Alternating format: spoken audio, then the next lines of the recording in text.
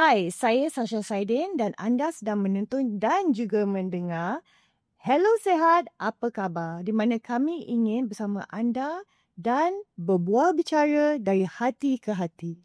Dan saya Dr. Fariza, pakar perubatan hematologi, pensyarah perubatan dan juga host podcast pada hari ini. Okey, jadi kebelakangan ini banyak cerita sedih tentang mereka yang tewas kepada pelbagai penyakit yang bahaya dan agresif. Jadi persoalannya, kita mungkin tak cukup kesedaran tentang penyakit yang berbahaya seperti kanser. I think that's one of the biggest sekarang. Dan kita perlukan lebih pendedahan kepada penyakit yang mengancam nyawa dan juga efek dia kepada orang yang harus merawat dan menjaga mereka yang sedang menghadapi kanser. So, kita nak tahu bagaimana kaedah mengendalinya dan memahami risikonya kepada diri sendiri dan keluarga. Ya, betul tu Syah. Jadi tujuan utama kita pada hari ini adalah untuk sama-sama berkongsi maklumat secara umum berdasarkan pengalaman peribadi tetamu kita. Saya sangat berbesar hati pada hari ini kerana kita mempunyai seorang tetamu yang istimewa iaitu Puan Azlinda Rafa atau lebih dikenali dengan Linda Rafa. Sebenarnya tak perlu introduction pun. World famous. Tapi saya sangat bersyukur dapat bercakap dengan Linda pada hari ini. Seorang senioriti terkenal di Malaysia dan juga ahli kumpulan elit. Beliau juga merupakan ibu kepada 5 orang anak lelaki dan dengan duka citanya salah seorang cahaya mata Linda iaitu Allahyarham Rizaiman Kiflin atau panggilan manjanya Memen telah tewas dalam perjuangan melawan kanser darah Burkitt's lymphoma. Ketika itu Memen berusia 11 tahun pada tahun 2014. Betul. Jadi Linda merupakan sahabat baik saya dalam elit. Rasanya semua tahu. Kita anggota elit dah lama dah kenal. Lebih dari 30 tahun. Dan saya amat bersyukur sebenarnya dapat bertemu dan meluangkan masa bersama arwah Memen yang seperti ibunya, in my opinion, seorang fighter. Seorang yang tidak pernah berputus asa dalam perjuangannya melawan penyakit kanser yang dihadapinya, because of course Linda sentiasa di sisi Memen, tak pernah berjauhan dengan anaknya, of course, naturally kan. Jadi persoalannya ketika waktu Linda berasa lemah dan ingin putus asa, for sure mesti ada perasaan macam nak give up tu kan. Siapa yang menjadi tempat berpaut untuk mengumpul semangat Linda tu kembali? Ini yang kita ingin kupaskan hari ini jika boleh. Jadi pertama sekali, apa khabar Linda? Ya, sebelum tu khabar baik dan thank you so much Doktor dan juga Syah kerana sudi invite Linda. Sebenarnya dah lama betul dah Linda tak kongsi tentang arwah Memen ataupun cerita-cerita tentang macam mana dia kena sakit apa semua dekat public ataupun dekat mana-mana podcast. So Linda rasa sangat-sangat excited sebenarnya datang sini. Sebelum datang pun dah fikir dah apa nak cakap semua kan. Sebab Linda rasa benda ni memang a good sharing untuk orang kat luar sana yang maybe tak tahu cerita sebenar tentang arwah Memen. Betul. Dan kebanyakannya yang Linda cerita dulu just 10% je. Tak cukup untuk mereka nak jadikan sebagai reference ataupun nak jadikan sebagai pengalaman diorang ataupun kekuatan untuk diorang nak betul-betul berkongsi. Tak sempat pun. Dan tak ada orang panggil pun lagi. So I think this is the best platform lah untuk Linda sharing. And thank you so much to you both lah yang terfikir pasal Linda and terfikir pasal arwah Memen. Yes, because sebenarnya kami buat podcast ni sebenarnya kita pun banyak benda yang kita lalui dalam kehidupan kita. Of course, macam Dr. Fariza dia banyak merawat pesakit kanser juga. Jadi bila kita fikirkan tentang topik ni, terus I teringat pada Linda. Because like I said, I know you're a fighter. I know you went through a lot. Jadi sekarang ni dah lama jugalah, dah beberapa tahun kan semenjak pemergian Memen. So pasti of course ia meninggalkan suatu impact yang cukup kuat sebagai seorang ibu. I think we can all relate to that. Jadi adakah Linda rasakan with all these years sekarang ni dah berapa? 14 tahun. 11 tahun sekarang ni, Linda rasa lebih tenang dengan apa yang telah berlaku with masa yang dah berlalu as time goes on. I think kehilangan anak ni dia tak sama dengan benda-benda lain yang Allah duga kita. Sebab Linda pernah hilang anak, mak, bapa Linda sendiri, and then abang ipar. Tapi dia punya impact anak ni dia lain sikit. Susah kita nak describe macam mana perasaan tu. Dia walaupun dah 11 tahun ya, Dr. Syah, walaupun dah 11 tahun, dia tak rasa macam 11 tahun. Bila you all persoalkan balik, you all tanya balik, Linda rasa macam baru semalam. And then Linda masih lagi ingat siapa yang datang, macam mana first time Linda masuk bilik kanak-kanak cancer tu nak hantar Mama ke sana kan. Lepas kita buka pintu tu, okay, welcome, sorry terlanggar. Macam sebab datang ke tempat ni semua kan, bila kita masuk tengok anak-anak yang lahir kena cancer tu kan. Sebab Linda baru masuk. Sedangkan ada parents-parents lain yang dah menempuh sebelum Linda. Betul. So kira macam this is my time. I pula masuk dalam bilik ni. So that moment memang I ingat sampai ke hari ni. Oh my God. Cannot imagine Yeah, then that's why bila Memen dia cerita balik daripada mula lah. Sebab Memen ni seorang anak yang aktif. Dia bukan budak yang sakit. Dia memang hyperaktif, doktor. Dia aktiviti apa? Main bola. Masuk sekolah pun dia niat. That's why I ingat masa yang Memen sakit tu, kan you buat macam ada pertandingan bola sepak something kat stadium kat Subang. Betul. And then I ingat I pergi sebab I nak bagi support lah mana yang I boleh. So I pergi and I ingat I tanya you mana, you kat stadium lah sebab time tu tengah the match was going on semua. I think it's in benefit of Memen kan. Okay. And I tanya Memen mana? Dia kata dalam kereta. I cakap dalam kereta. Dia kata tak larat kan. Tak larat. So I pergi kat kereta. Alah sedih pula boleh. I pula sedih. Sebab Sasha ada kat And I ingat pergi kat kereta and he was in the car. He wanted to be there walaupun dia macam tak larat nak turun dari kereta sebab he wanted to be there. Duduk dalam kereta. And then I sempat peluk dia, salam dia semua. So amazing. Sangat amazing. Dia takkan lupa lah. Dia tarik, dia duduk dalam kereta. Dia nak, bila Sasha datang kat dia rasa dia try to be macam konon dia healthy. Macam dia sihat. Padahal nafas dia dah tak cukup dah masa tu. Nafas dia tercungap-cungap. Tapi dia still dia ambil gambar, senyum, dia layan orang kat situ, dia naik wheelchair, layan orang. Tapi masa dah tak larat, cakap tak larat. So itu dah nak dekat-dekat lah tu. Beberapa hari sebelum dia pergi lah masa tu. Tapi Lila cerita yang masa momen ni masa belum, masa baru dapat tahu dia kena cancer tu, sebenarnya dia memang sakit perut saja. Asal sakit perut saja, tapi sakit perut yang dia kata, Mama sakit perut yang sedap. Dia kata macam nak pergi toilet. Kan nak membuang je. Bukan sakit perut yang bisa ke sakit yang sedar ke tak. So Linda pun macam risau lah kenapa Syed pergi toilet banyak kali pun. Tapi dia kata dia buang air besar tu tak banyak.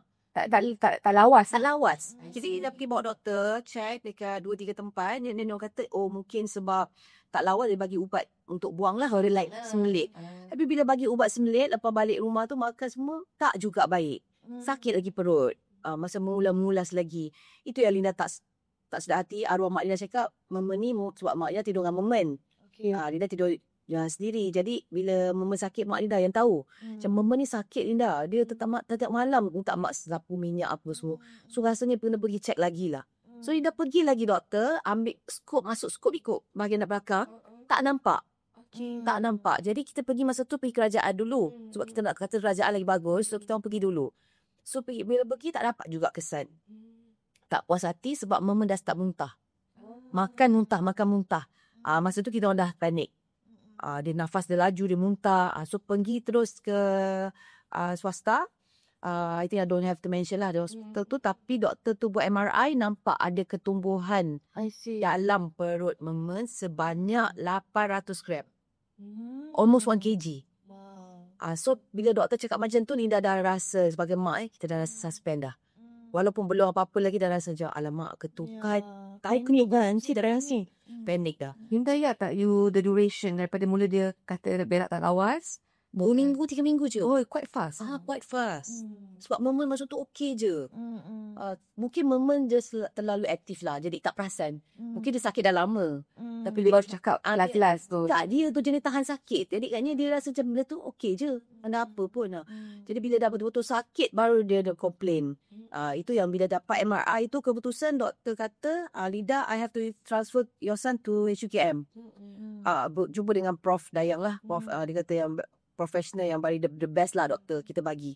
So pergi, I tak vacuum out. Mungkin rezeki moment. Tak 2-3 hari dah masuk bilik operation dah. Masuk operation tu doktor kata dalam 6 hours to 8 hours. Tapi dia drag.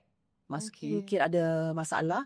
Lepas tu Linda dengan family kat luar. Memang berdebar-debar jantung macam nak jatuh lah. Of course lah. Kita macam, apa ni? Anak aku hidup ke tak ni? Macam tu. Nak tunggu doktor keluar.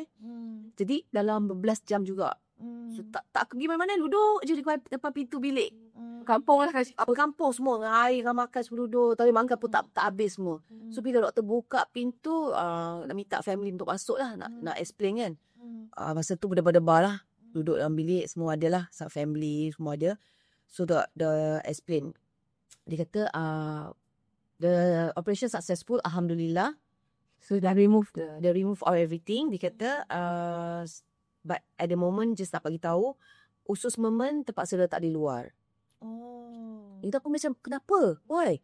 Because takut ada infection ke apa, kita nak check dulu, dia biar ada luar dulu, nanti ada certain time dia akan masukkan balik. Dan luar tu dia pakai bag. Dia pakai bag, stoma bag. So Linda dah tahu semua nama-nama semua. I dah macam doktor dah. I buka stoma bag semua. So bila I cakap doktor saya nak tengok anak saya, dia belum sedar lagi apa semua, tak apa. Cuma nanti kita akan bawa dia punya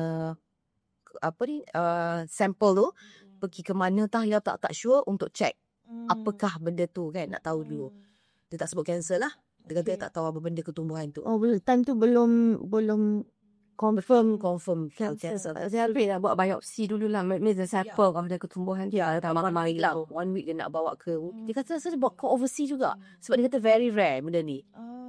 Tak ramai yang kena budak-budak kat sini. Very interesting yang bila Linda cakap doktor tak mention dulu perkataan cancer.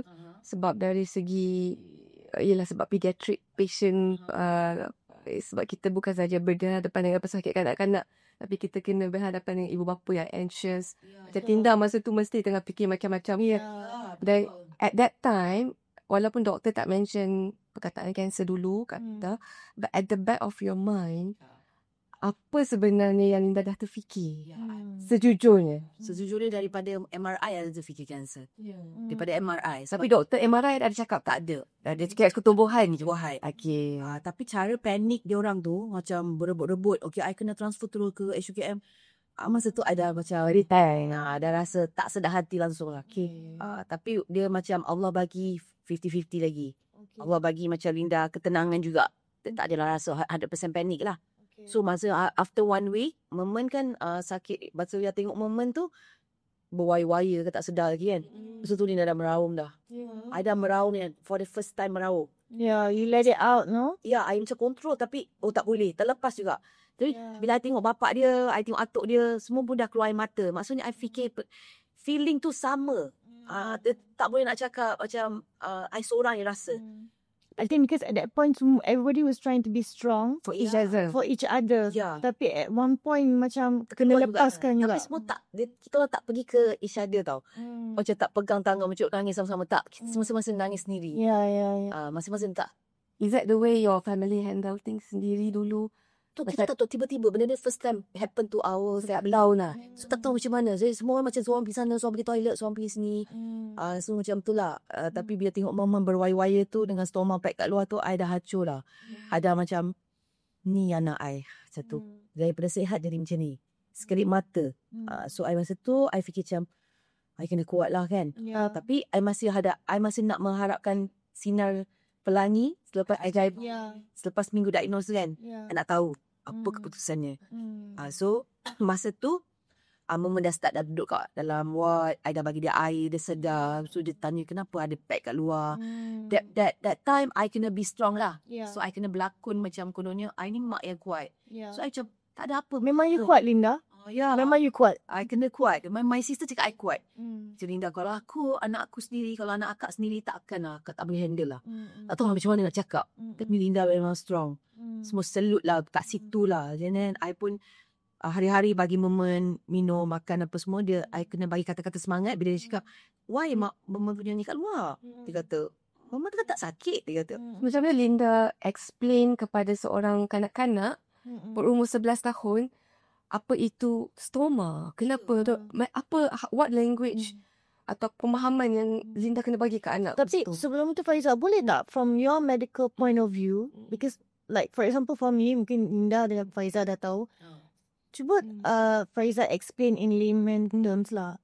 Burkitt's lymphoma. Okay. What is that sebenarnya? Sebenarnya apa Burkitt's lymphoma? That's very And, good. and the cause. Sebab kita, I pun nak tahu juga. Mungkin ramai yang tak tahu kan. Jadi lymphoma adalah sejenis kanser darah seperti mana yang Linda pun dah cakap tadi. So kanser darah ni dia ada beberapa grade. Jenis grade beberapa jenis. Ada yang macam grade dia rendah, ada yang sederhana, ada yang grade dia laju atau agresif sikit. Biasanya they grow every 7 hours. Oh wow. Jadi bila Linda pun cakap simptom dia datang dalam masa 3 minggu. Jadi maksudnya kadar percambahan sel-sel kanser tersebut laju. Jadi dalam masa 3 minggu dia dah besar-besar sampai berapa tadi 800 gram. 800 gram. Jadi lymphoma adalah kanser darah dan dia selalunya kacau bahagian darah lah dekat lymph node atau yang dalam kulit merah. Doktor. Betul, dalam kelenjar. Tetapi dalam kes Memen, dia dah tangkap di kawasan di luar kawasan darah, iaitu di bahagian usus. Ya, usus tu pun dia kan khusus, dia keluar kawasan usus. Dia ke dalam usus. Dia buat daging sendiri. Jadi dia agresif di situ lah. Jadi dia memberi beberapa simptom seperti yang Linda cerita, exactly the symptom of obstruction. Jadi mungkin dia punya usus tu macam lubang macam lubang pipe kan, kita punya makanan dah lalu. Jadi bila ada ketumbuhan di situ dia block. So tu yang rasa macam nak berak tapi tak boleh. tak boleh, tak lepas benda tu ketulan yang melekat di situ. So dia ingat macam najis yang boleh dilawaskan, selashkan. Betul. Jadi kalau kanser ni is that actual ada cause dia ke memang sebab susah juga cakap pasal kanser ni kan. Kadang-kadang it just appears kan. So It's very good question Syah. Sebab kalau if I know what is the reason people get cancer and I don't have a job anymore, then we would know what's the reason that we can like avoid it. But there are risk factors. So antara risiko-risiko cancer, contohnya mungkin ada genetik, mungkin ada terdedah dengan radiasi ataupun Makanan juga. pemakanan mungkin ada, tapi makanan yang mungkin banyak high radical ni Hazia. Dan juga bila Linda sebut tadi, saya nak patah balik tadi yang Linda cakap lepas operation, doktor hantar sampel ke makmal kan untuk biopsi, untuk check biopsi. Jadi dekat sampel tu kita boleh check certain protein kanser yang tidak normal, tengah mutasi, translocation di dalam spesimen tersebut untuk mendapatkan diagnosis yang tepat. Bila dapat diagnosis tepat, rawatan pun insya-Allah rawatan yang tepat lah. Ya. Semua apa yang Linda boleh share, selepas minggu Mama di hospital tu, dia dah mula bertanya kenapa stoma bag tu kat luar. Linda pun easy nak explain tu. It's not easy for me, tapi I cakap dengan dia, Man, benda ni sekejap je, Man. Nanti bila Mama dah okey, dah sihat, dia akan masuk balik. Betul, apa semualah. Dia kata kerana stomach bag ni Mama dah semua sakit pula. Mama tak sakit, dia kata. Kalau dia masuk dalam, Mama dah rasa sihat dah, dia kata. So dia rasa macam like a placebo. Ada benda pula bag kan. Dia punya body image dah berubah. Dah berubah. Dia punya self concept dah berubah, you know. Dia tak boleh jalan tau lepas operation tu. Tak ada jenis macam nak kena pergi fisio. Dia tiri tak boleh, tak balance, tak boleh langgar macam orang cacat. So I rasa macam pada operation tu sekali je. Tapi dia punya impact ke Syah, I boleh jalan. So I terpaksa macam carry anak orang cacat. I kena pegang dia, menggigil kaki kecil. So itu yang I kena nak build up balik muscle dia, apa semua I kena. Tapi dia kuat, dia power, semangat dia nak jalan apa semua. Sebab doktor fisio datang ajar dia jalan semua cepat. Dia cepat recover. Selepas minggu lebih baru doktor panggil. Masa tu dia naik wheelchair. Doktor panggil untuk panggil family untuk bagi tahu keputusan. Okay, that time memang the moment yang I kena call semua family. Masa tu bulan puasa. I kena cakap dengan family I semua, hari ni keputusan apa yang Mama punya sakit. So Mama kena duduk dalam ward lah. So kita orang family kena pergi satu bilik, macam conference room.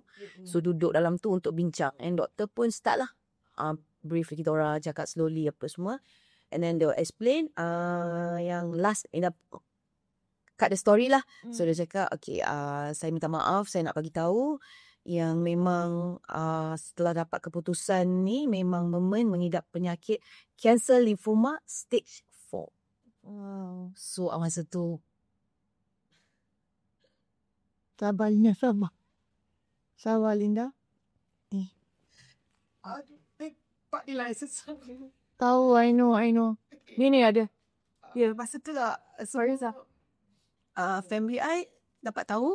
Dia kena, kira dah cakap stage 4 tu dah macam, I rasa macam anak I tak hidup lama lah. Walaupun doktor kata ada ubat dia, ada kemo yang boleh baikkan dia lah. Tapi I dah rasa macam tak ada harapan lah, Syah. Ya. Masa tu Kifli, my ex-husband. Tapi doktor cakap apa? Dia kata dia punya chances of recovery? Harapan tu doktor kata boleh baik. Doktor bagi harapan kata boleh baik. Jadi I pun adalah sikit macam tenang masa tu. Tapi masa tu Kifli dah lari masuk toilet, dah meraung, semua seorang. I pun dah meraung semua kat situ. So kita orang macam try to control lah. And then doktor kata tak apa, kita kena cepatlah buat kemo. Sebab takut nanti dia keluar lagi laju. Lepas tu tiba-tiba kita terdengar kat pintu.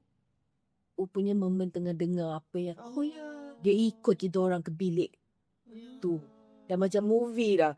Sebenarnya dia takut ikut, dia kena duduk dalam bilik tu. So dia bawa wheelchair dia. So kita orang lari macam ada bunyi. Kita orang seorang dia ni. Kita orang lari tengok. Sebab HKM tu macam lorong jauh kan. So kita orang lari tengok. Rupanya dia dah pusing balik. Dia bawa. We actually heard. Ya. Dia dah dengar lah. Dia sakit tu kan. So dia pun dah menangis meraung. Meraung lah. Dia cakap, kenapa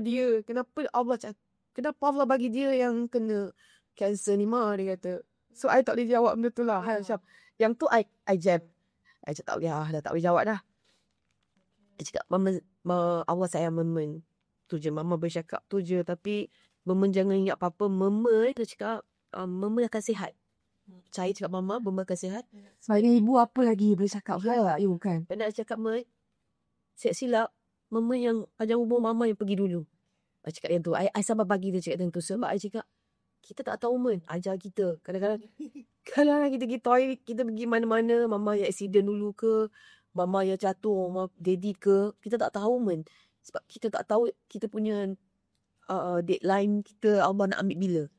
So Memen jangan fikir pasal Memen sakit, Memen akan pergi semua. Yang Memen akan mati kan. Tak. Tak ada. Dia budak. Cakap ni balai. Seorang budak yang umur 11 tahun. Tahap kematangan Memen menerima diagnosis ketika itu macam mana? Tahap penerimaan dia, adakah dia boleh memahami konsep kanser? Kan? Macam kakak ada cakap. Dia kata kenapa dia anak kanser. Dia boleh faham konsep kanser. Dia tahu kanser tu akan pergi. Dia faham kanser akan meninggal lah. Macam tu lah. Sebab tu dia saya cakap, kenapa Memen akan mati kan? Dia kata, tak. Tak.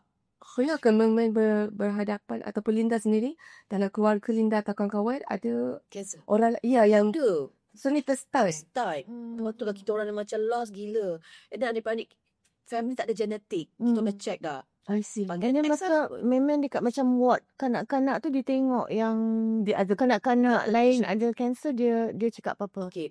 Ini masa mula-mula tu dia tak berterima lah. Tapi bila dia dah tahu dia kanser, dia dah dalam proses nak pergi berubat apa, dia tengok orang lain masuk pula. Ada budak tu sebelah dia kanser lutut. Umur sama dia. Tapi survive sampai sekarang. Tapi kawan dia lah. Macam mana dia berkenalan dengan budak tu. So dia jadi strong lah kat situ. Dia jumpa dan bila setiap kali Linda datang bawa makanan hari-hari, dia akan cakap Linda, Ma, yang depan tu dah tak ada tau anak Cina tu. Dia cerita yang anak orang tu dah pergi. Macam ada tak ada. Dia mati dah budak tu. Linda macam okay. Lepas tu dia cerita lah.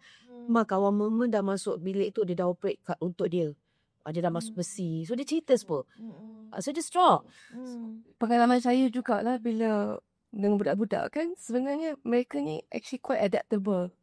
Bila kita lelaki lah teruk kat dia. Kita disebab kita mungkin banyak baggage, kita banyak tanggungjawab dan komitmen yang kita kena fikir. Tengok budak-budak actually dia, mungkin dia kesan dapat So innocent kan, innocent mind. dia quite adaptable. So bila memang cerita macam tu dengan you, mungkin dalam ward tu dia dah boleh cari support. Ya, Jalan dia kayak own bubble ke? dia berani bercakap. Lepas tu setiap hari Jumaat ke Khamis, satu Mak Sali akan datang, dia akan tolak toys. Itu ni mereka volunteer. Dia akan bagi hadiah, dia akan suruh choose nak apa.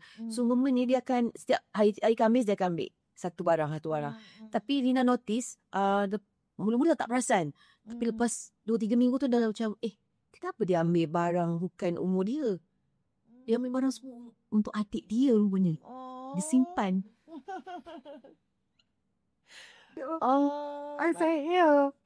Sensitif gila lah. Mak tu dia macam, kenapa dia tak ambil sampai orang tu cakap, this is not for your age. It's okay, kata. Kira dia ambil banyak lah. Barang-barang semua dia simpan belakang katil dia. So, I rasa benda ni orang luar tak tahu pun cerita ni. Memang orang luar tak tahu. So, I rasa macam momen ni dia terlalu sayang adik-adik dia. Ada lagi perasaan nak bagi barang tu, tak nak buka hadiah tu sebab nak bagi ke adik. So, bila hari dia meninggal tu, kita orang pergi bilik dia. Masa I masuk bilik dia tu, penuh toys tu. So, memang dia dah ready kan nak bagi adik dia lah. Tu memang, I rasa masa tu, family I pun banyak tak ada kat moment tu. I seorang. Kira I yang ada Tasha. I yang nampak orang datang hantar present, memencus, atau simpan belakang. Ambil je. Mama letak belakang tu. Ida pun letak. Ida kan macam hayal. Macam letak-letak. Tak perasan. Tu yang signifikan. Tapi bila dia dah tak ada, masa nak ambil barang-barang dia, momen dah meninggal. So, I kan buka balik pintu bilik SUKM nak masuk. Memang perlu romak naik lah. Masa tu dah macam dah maghrib kan. I macam tengok, ya Allah sunyinya lah. Katil tu nampak, katil dia kan. Dah tak ada dia. Macam tengok. Memang I mental lah. Orang tak mental. Orang kata I macam, lidah kuat. Buat apa, I macam piul. I tengok katil tu pun I macam, I tengok je. Tapi, I tengok katil tak sedih. I tengok toys, I sedih. Beza momen 11 kan? Sebelah adik dia 3 tahun, 5 tahun. Ya sekarang ni dah besar lah adik dia. Tapi masa Kira adik tiri tau. Bukan adik. Bukan, tetapi dia bila sayang. Dia perlu sama-sama. I memang bela anak I sendiri kan. Walaupun beza bapak tapi Indah jaga sendiri semua. Jadi dia tahu momen dia berlahir dia jaga dengan adik dia. Sebab Indah memang jaga anak Indah sendiri walaupun dia maid dulu. Harus jaga sendiri semua. So Indah punya bonding anak tu memang terlalu kuat. Jadi bila Indah tengok katil tu macam tengok toys tu memang jantung Indah dah jatuh habis dah.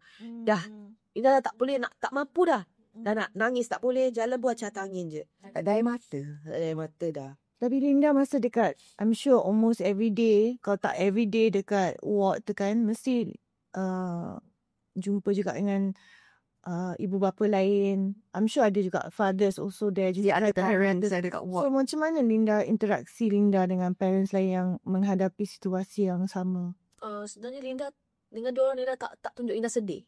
Macam Linda macam, you okay, no problem. Macam boleh baik semua. Linda memang bagi kata-kata positif je. Tapi kesian lah kadang-kadang ada yang lain pada kampung-kampung bawa anak. Makanan pun tak, macam barang-barang pun sedih. Tengok bawa beg satu bapak yang bawa. Macam-macam cerita lah kat situ. Sometimes bila kita melalui sesuatu tragedi, sometimes kita ada comfort bila tengok orang lain melalui sesuatu yang sama. Yang kita bersyukur dengan apa yang ada, tapi kita ambil keep up. Betul. Dengan kesusahan orang. Sebab rezeki dia, Syasha datang, ramai artis datang. Lain, momen ni macam special lah. Mungkin dia anak artis katnya kan. Betul lah. He is a good boy. Dia memang sangat lah. Tapi kak pun macam very respectful. Ya. Macam batang, betul. Special. Jadi sebenarnya kalau ikut kau tu tak sakit, dia tu memang pelawak. Oh ya? Ya. Saya tak tahu. Suka menyanyi. Hanya dari video dia kan. Nanti tak boleh lah kalau kita nak tunjuk nanti kan. Dia menyanyi lah apalah. Dia memang ada lah mengikuti Linda sikit. Dia macam perangai lah sikit lah. Dia menyanyi lah. Masuk konsert lah. Sekolah lah. Tapi dia memang seni punya background. Lain malu-malu. Sampai sekarang lain malu-malu. Dia je memang special. Tapi yang special tu lah yang Allah ambil. So kira bila nak tengok anak-anak yang lain sakit, lagi mak bapak yang kurang kemampuan, yang tak ada family support sangat. Datang seorang-seorang je, bapak bawa anak je dengan beg pun kecil je. Sedih sangat tengok. Lepas tu kadang-kadang makanan pun diorang tak makan je makanan hospital. Tak ada extra. Sebenarnya tapau dari rumah ada. Macam Linda, momen rezeki, mau nak makan ni dapat. Mau nak makan ni mama bawa. Lepas tu nak PS5 mama beli. Kadang-kadang orang lain hantar duit, hantar makan, hantar hadiah. Beki. Dari segi dia dah macam apa dah dia punya katil tu penuh. Jadi ketika menghadapi satu tragedi atau berita buruk tu memang betul kita kena still need to find comfort. Still need to find comfort. Not just in ourselves but in also dengan tengok kesusahan orang lain dan kita bersyukur dengan apa yang kita ada. Betul. Jadi I think even though you were going through that as a parent, tapi the fact that Linda masih boleh empathize dengan ibu bapa lain, itu I think is a very big step in in the way you cope. Betul. Because saya pun sebagai doktor, kalau saya pergi buat walk rounds, bila patient tengah mengalami all this lah, kita bagi nasihat dari segi medical, tapi kita bercakap you need to find support in either parents or nurses. Yeah, because as a doctor, you can ada boundary juga kan. You can macam, I'm a doctor, macam, bukan macam Ada constraint sikit. bukan macam tak ada perasaan, tapi you have to be, macam mana cakap Ada satu sometimes in medical kita ada macam what we call dark jokes tau. Macam jenaka yang dark sikit. I cakap muka I ni muka chemo. So bila I datang ward kan, kalau macam I always macam kat nurse or in the clinic I always talk about chemo with my patient. So kalau I cakap dengan my patient this muka is muka chemo, doktor akan cakap pasal chemo. So when we talk about how you cope or how side effect, sometimes sakit macam alah doktor nak cakap pasal chemo lagi. So sometimes I kata you can talk to me, or if helpful you can talk to my nurse or support group, you can find support group. So I think what you are doing is a good example. Even sharing macam ni pun macam kalau orang banyak macam kita tanya soalan, macam kita tanya Linda ni, macam Linda sharing ni, kadang-kadang orang tak tahu nak tanya siapa. Kadang takut nak pergi ke doktor ke, ataupun like you said lah, they have kena be strong kan. So kadang-kadang dia akan cari Google ke apa. So harap kalau macam dengan interview ni, mungkin ada orang ada tertanya-tanya soalan yang berkait lah dengan perkara ni. Hopefully dapat jawapannya dengan mendengar jawapan Linda sendiri lah. Betul. So memang dari tadi kita cakap pasal support system. So dengan macam I know Linda's family very well. Memang Linda punya family very very supportive of each other. Adik-beradik semua, or your sister, your brother, sampai anak buah semua very very close knit family. So support system tu very strong lah. Tapi like you say, at times kadang-kadang you seorang. So you kena macam mana pun you kena hadap seorang juga. But not every day diorang ada kan. Ya, betul. So ada momen-momen seorang-seorang tu, itu yang susah. Betul. So I tengok macam Linda, there's certain ways yang Linda cope. Contohnya macam Linda ada menulis buku, like her personal memoirs, untuk menceritakan pengalaman bergelut perasaan hati tu untuk mengatasi kehilangan orang yang tersayang, anak sendiri kan. So adakah itu juga merupakan sebahagian dari proses penyembuhan Linda dengan menulis buku tu, and ada dan ada perkara lain tak juga? Sebenarnya yang tulis buku tu sebenarnya dah nak tulis benda tu hari-hari. Saya journal. Memang macam diary tulis lah. Macam I tulis pakai phone. I tak tulis menulis. Setiap kali apa yang I lalui, I akan tulis. Okay. So I save. I tulis save. Jadi I compilekan. Maksud tak tahu anak I akan pergi. Tapi kira Linda macam buat je benda tu untuk melepaskan Linda punya stress level. Terapi tu di dalam bila tulis tu dah ada leka lah sekejap. Tulis kadang sampai menangis, terus simpan. So sampai I compilekan. Kadang takut terlupa benda tu jenis I letakkan dalam note. Jadi betul yang I dapat compilekan jadikan satu novel. Tapi benda tu dapat tolong Linda ke Linda rasa bila baca balik jadi lagi sedih ke? I tak boleh baca. I boleh tulis je. Tapi even my family pun tak baca sampai hari ni. Kalau you mesti tak. Linda ada bagi ke I ada baca sikit-sikit, tapi I pun macam time tu lah, kan berapa tahun juga kan. Time tu macam I rasa I tak ready untuk baca buku ni. Tapi I think I will pick it up again now. I think I rasa we are now stronger. InsyaAllah boleh baca. Lagi-lagi orang yang close dengan Linda.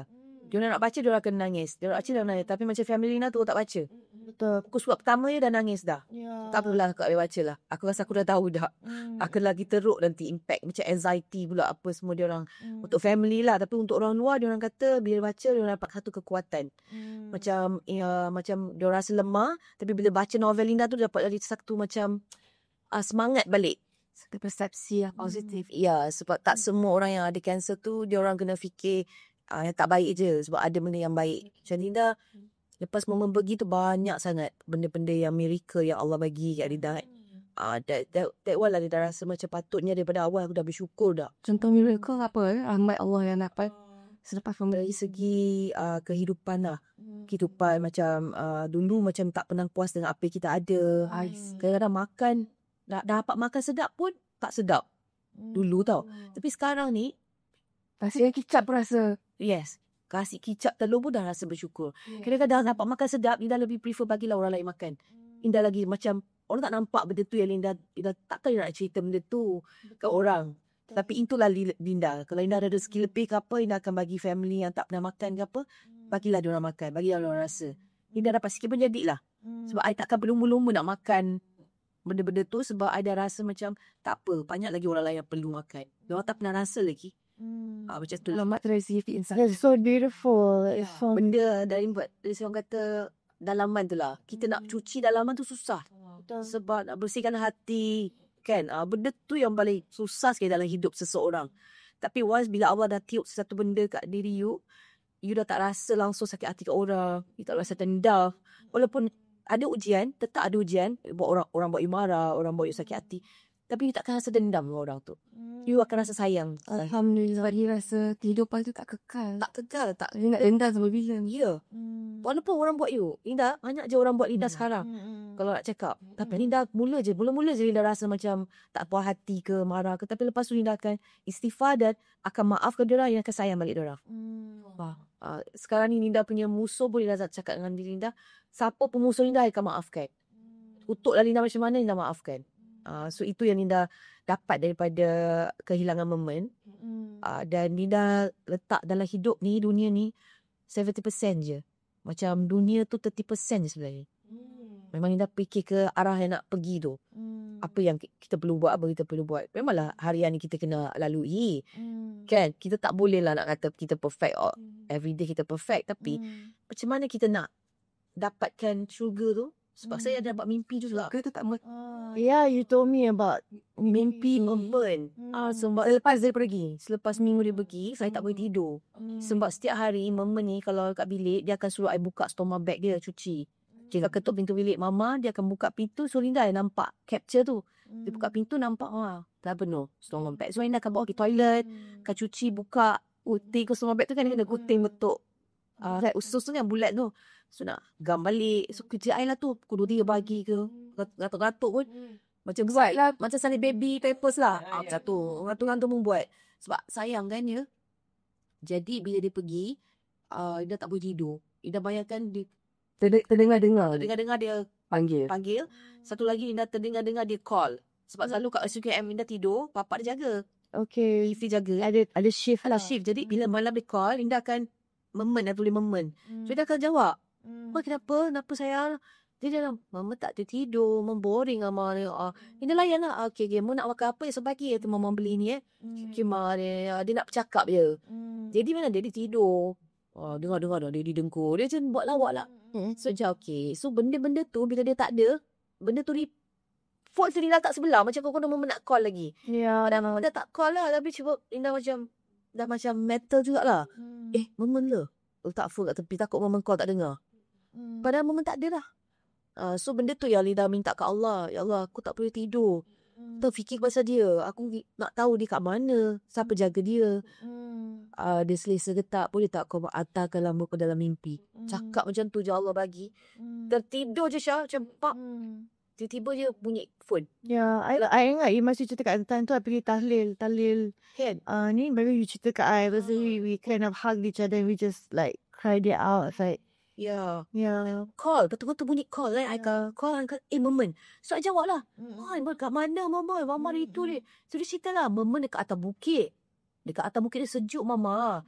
Semua anak-anak Tafiz, anak-anak tu, mama ni dijangka oleh Nabi Ibrahim dengan isteri dia. Mama jangan risau. Mama dah dijangka oleh Nabi, Ma. Cakap, ya Allah, Linda macam, best ke mama kat sana? Mama jangan nangis, orang jangan sedih.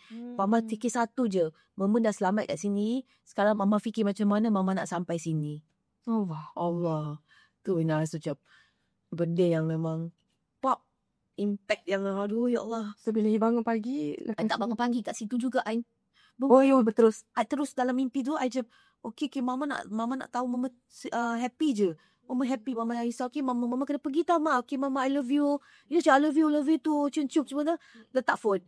So, letak phone ni dah macam, dalam mimpi tu ni dah macam, nak call balik. Nak tanya. Kau tak jawab. Rupanya maksudnya dah tersedar. Tersedar maksudnya, maknanya memang mama tu datang lah dalam mimpi tu. Allah nak bagi tahulah. Dia di tempat yang selesa. So, Mina tak payah worry.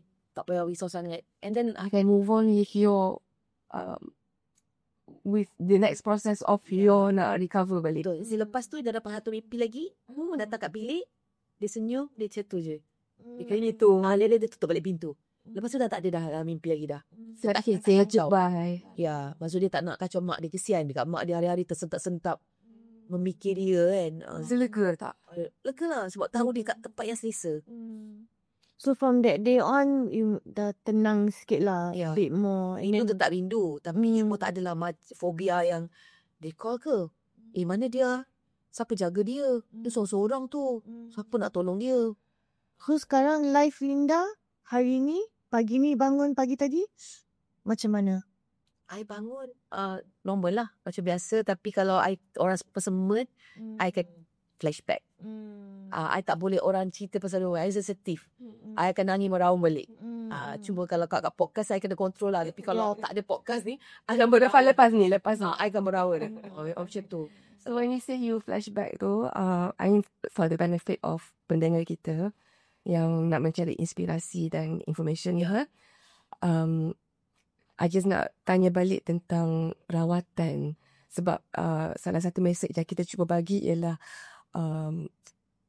cancer stage 4 tidak semestinya bermaksud ajal dah tiba atau dah gone case ke apa. Bukan macam tu. Jadi bila doktor bagi tahu Linda, okay, burkitt lymphoma stage 4, tapi ada rawatan. Betul tak doktor cakap? Dan boleh sembuh. Jadi rawatannya dalam bentuk kemoterapi kan? Apa pasal kita, masyarakat kita kadang-kadang bila cakap pasal kemo ialah satu topik tabu. Topik tu susah nak dibawa. Topik tu berat.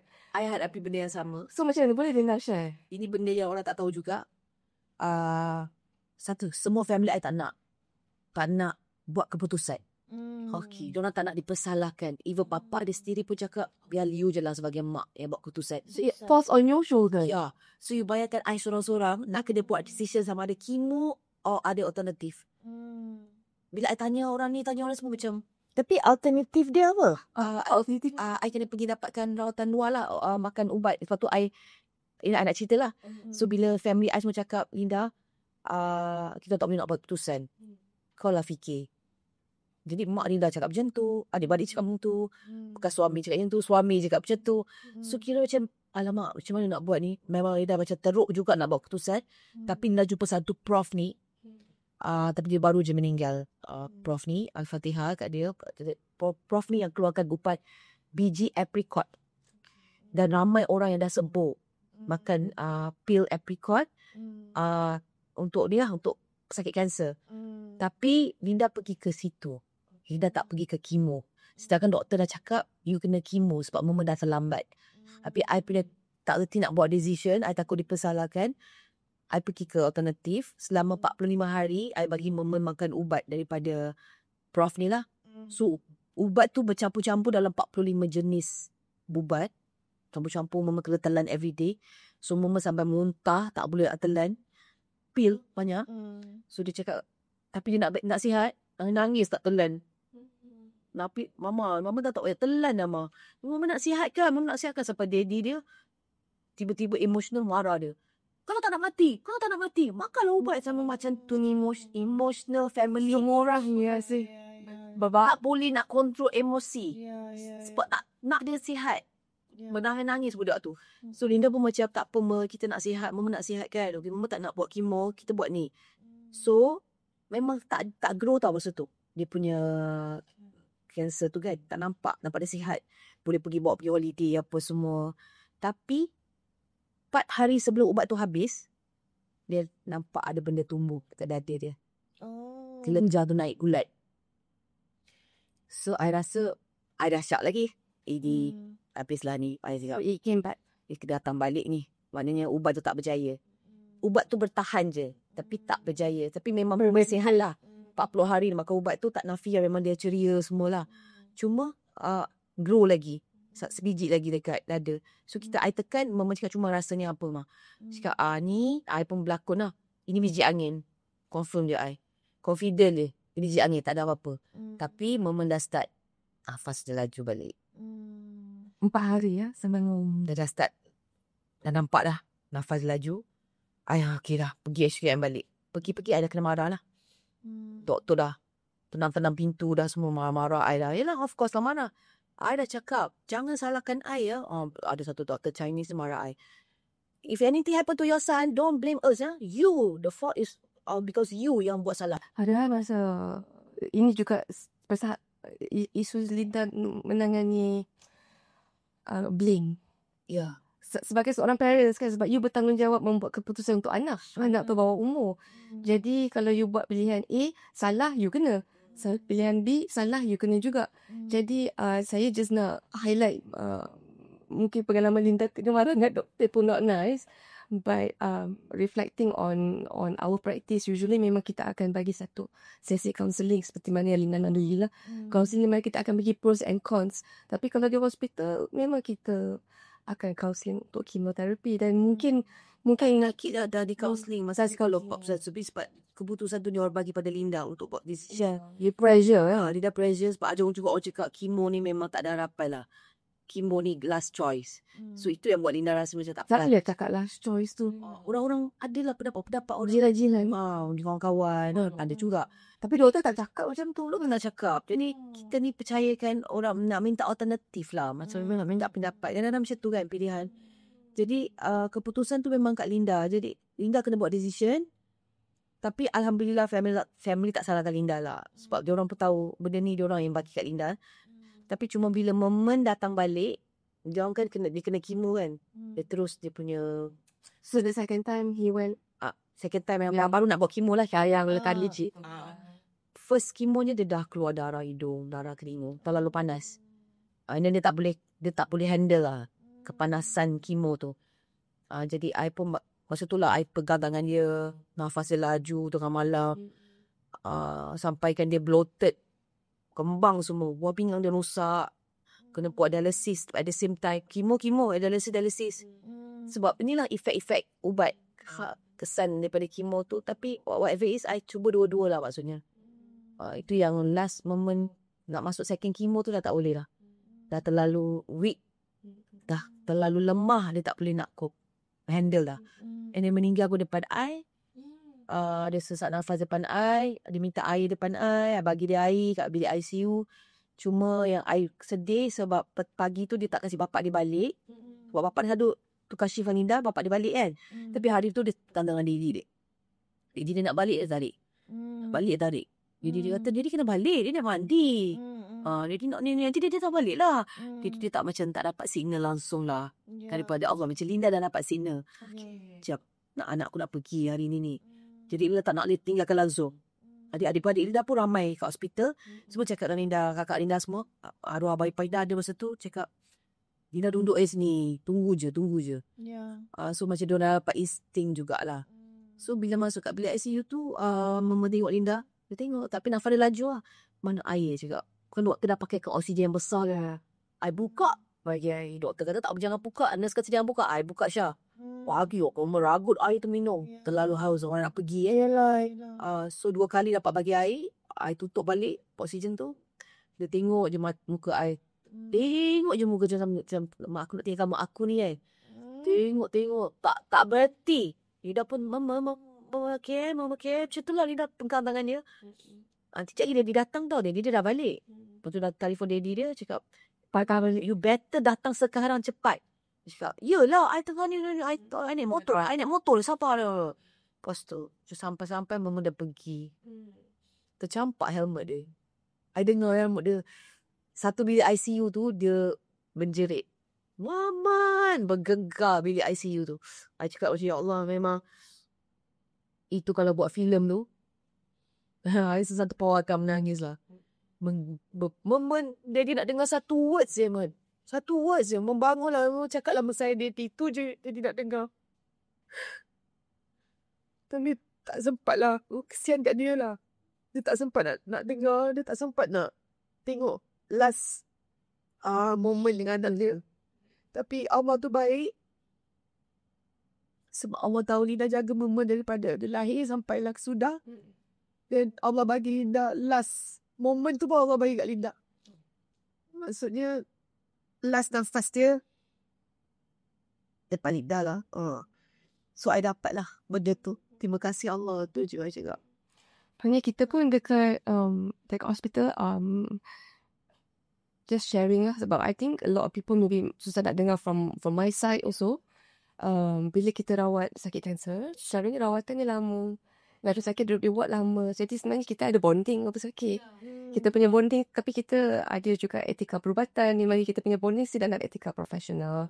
Tapi bila pesakit pergi, mungkin kita tak tunjuk, tapi mungkin ada doktor akan macam kejap, I pergi toilet sekejap. Tapi kat situ sebenarnya I punya moment tempat moment je kat ICU tu, nurse pun berau. Dengar esak suara nurse. Semua yang jaga Mama yang sayang Mama. Dengar. I dengar semua clear. Yang ada duduk bawah meja apa semua kat situ. Macam dah tak buat kerja dah. Dah tak buat kerja dah. Semua buang semua kerja. Semua nangis. I rasa Mama pergi tu memang sanduk ICU lah nangis. Okay, kita take a deep breath, everybody. We definitely we remember Mimin. Kita sedekahkan Al-Fatihah untuk Yamin juga. Tapi like Linda cakap, bila momen macam ni, bila bincangkan tentang Mimin memang naturally akan sedih. Walaupun dah berapa tahun ni Linda dah strong. Tapi kalau boleh kita nak minta Linda bagi kata-kata semangat ataupun nasihat pada orang lain yang mungkin sekarang ni sedang melalui apa yang Linda lalui masa tu dengan Mimin. Ya. Untuk semua orang yang mungkin ada anak yang diagnose cancer ataupun family ke, apa-apa pun, you akan tahu ini adalah satu hadiah yang istimewa sebenarnya daripada Allah. Sebab orang yang ada kanser ni sebenarnya insan yang terpilih yang tak semua orang dapat sebenarnya. Jadi siapa-siapa yang ada family ke, adik-beradik, keluarga ke yang kena kanser, jangan rasa benda tu adalah satu kata dosa ke ataupun benda yang saya malasan ke. Bukan. Sebenarnya Allah dah bagi hadiah tau. Orang yang mati kanser ni adalah mati syahid. Saya dah baca dah, saya dah dengar beberapa ustaz cakap, orang yang dapat tahu kanser ni sebenarnya Allah nak bagi dia syahid. Syahid dunia, di mana dia boleh get ready, minta ampun, dia boleh get ready. Bila kita dapat diagnose cancer, kita dah tahu dah, umur aku 3 bulan lagi, 2 bulan lagi, apa lagi you nak buat dalam hidup. You akan totally, you akan buang dunia, you akan fokus on akhirat. So siapa saja dapat benda tu adalah satu nikmat sebenarnya. Kena bersyukur. Bukan benda ni alamak tak, kenapa aku, don't blame. Jangan tanya Allah benda tu. Anggaplah benda tu hadiah. Sebab Linda pun baru tahu benda ni setelah membagi. Baru Linda dapat 2-3 ustaz bagi tahu Linda sebenarnya Allah nak bagi you tu dapat masuk syurga nanti, satu hari nanti anak you. Dan anak you tu dah tentu syurga. Tak sakit orang yang mati syahid ni. You nampak dia sakit. Sebenarnya dia tak sakit pun. So itu yang Linda lega. Mati memang sakit tau. Even Nabi Muhammad pun dia bagi tahu, minta kat umat dia, janganlah minta kat Allah, minta lah umat dia mati dalam keadaan yang tak sakit. Sebab mati dia sangat sakit. Tapi orang yang mati syahid, dia tak rasa sakit. Jadi memang terpilih lah. Dan Linda harap semua orang kat luar sana yang tengah fasa macam Linda ni, yang kehilangan anak ke apa, kena kuat. Yang belum lagi kehilangan, kena ada sikap positif dan sentiasa usaha untuk minta ke Allah sembuhkan. InsyaAllah. Okay, for me, my last question be, kalau if there's one thing that you can turn back time, kita putar balik masa, ada tak anything that you would change yang you buat masa tu dengan masa rawatan ke, baru dapat tahu ke? Okay, kalau Linda dapat putar balik masa, kalau benda memang dah didiagnose cancer, I think I akan pergi ke alternatif yang chemo lah. Kalau doktor kata that's the best, kita kena ikut lah doktor kata what's the best. Sebab kadang-kadang kita nak ikut pendapat orang luar, kita tak tahu lagi apa kesan dia, kita tak tahu lagi benda tu berjaya atau tak berjaya. Tapi Linda tak blame diri Linda juga, sebab Linda rasa Linda sebagai mak, Linda nak dua-dua, Linda nak cuba dua-dua. Alternatif pun nak, chemo pun nak. Sebab kadang-kadang alternatif tu might work for some people, it might not work for other people juga kan. So kadang-kadang kita tak boleh juga nak blame diri kita kan. Tapi kalau you all rasa benda tu, tengoklah, maknanya dari segi nasihat doktor tu kan, doktor pakar-pakar ni mungkin dia lagi I think kena one to one dengan doktor tu. Betul, apa yang dah cakap tu memang tepat dan memang daripada pengalaman sendiri. Pengalaman saya begitu juga. Ya. Bila ibu bapa, ahli keluarga yang kena kanser tu, kita akan counselling bukan saja bersakit tapi ahli keluarga, dan kita akan bagi informed decision. So informed decision satu terminologi medical di mana kita bagi fakta, pros and cons, side effects and intention and benefits of the treatment, dan kita akan minta pesakit atau warisnya, sebab budak kan, so warisnya kira apa, membuat keputusan informed decision. You balancekan baik kebaikan dan keputusan, keburukannya, dan kita akan minta pesakit consent. So consent ni nanti mungkin kita akan bicara lagi dalam episod seterusnya, tapi consent tu sangat penting. Jadi that's why bila Linda buat keputusan nak pergi treatment A atau treatment B, keputusan tu memang betul cakap di tangan Linda. Tapi it's an informed decision. You dah dapat informasi daripada doktor dan informasi daripada pihak luar, dan the decision is from you. At that point, kita orang tak boleh nak paksa Linda, tak boleh, you kena chemo juga. Tapi kita harap dengan informasi yang kita bagi, Linda boleh buat informed decision. Jadi jangan, kepada pendengar juga, sentiasa berdiskusi dengan pakar berkata konfirmasi at that time. We are always here to give you information that you need. And also, I'm also a mother and also a woman. You know, we are all here for each other. Cancer changes everything, but it also doesn't change anything. Wow. Wow. Jadi alhamdulillah, sesungguhnya rasanya kami semua dapat bersetuju bahawa apa saja perkara yang akan menjadi lebih mudah dengan penyembuhan masuk or healing with time. Jadi dengan itu kami rasanya dah sampai ke penghujung rancangan kita ni. Dah banyak yang kita dah discuss. Thank you so much Linda, you dah sharing from the heart. Thank you so much. Our only hope, harapan kami yang kita dapat membantu siapa-siapa kat luar tu yang sedang menghadapi situasi yang sama. Sorry. I pun tak boleh control. Itu I buat you all nangis. It's okay. No, it's you know, we want it to be Issue pula. Ada lagi. Yeah. We want to be natural, and I think that kita tak nak macam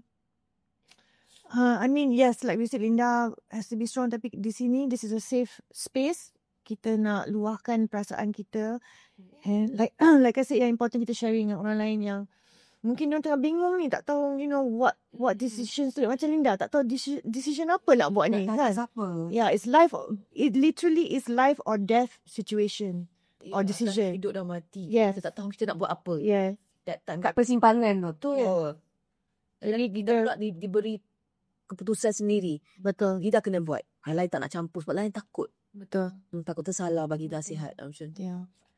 So dengan itu kita nak ucapkan terima kasih kepada Linda, my dear good friend. Thank you so much Linda.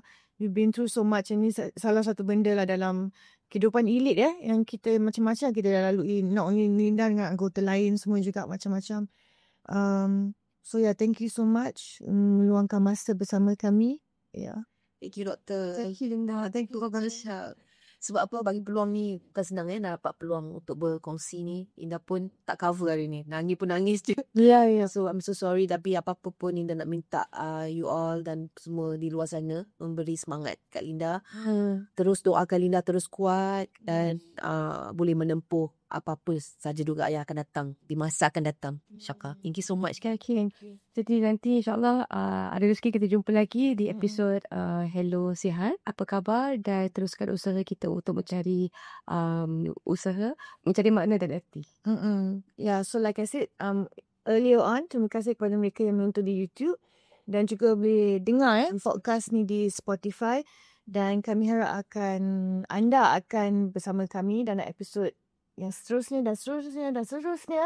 Kerana banyak lagi information yang kita nak share, banyak sharing session lagi. Cari topik yang difficult but important. Heart to heart. So just be kind to each other, be kind to everybody, and take care of yourself and also each other. Okay. Sampai kita jumpa lagi.